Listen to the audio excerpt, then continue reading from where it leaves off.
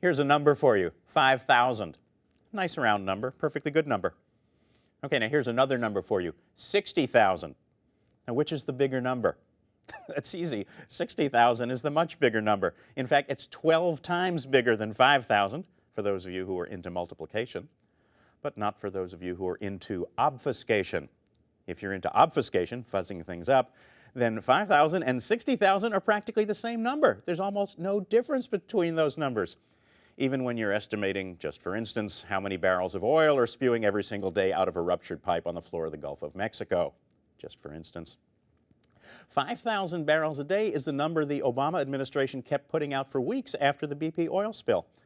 But for much of that time, according to a new report by a special presidential commission, the administration knew the real number was closer to 60,000. Its own scientists certainly knew the score. Over at NOAA, the National Oceanic and Atmospheric Administration, they were asking for permission to put out the real numbers, the much bigger numbers. They were turned down, according to the report. The White House Office of Management and Budget sent the numbers back with all sorts of questions about NOAA's statistical modeling and their assumptions. So here's a question for you.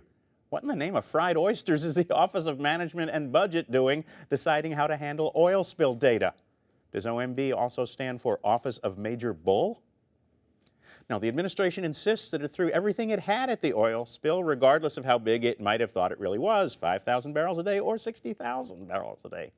And that makes perfect sense to anyone who thinks that a 1-alarm fire and a 5-alarm fire need the same number of fire trucks. Anyway, the report's conclusion, the administration, quote, created the impression that it was either not fully competent to handle the spill or not fully candid with the American people about the scope of the problem. There's a remedy for that sort of thing, you know.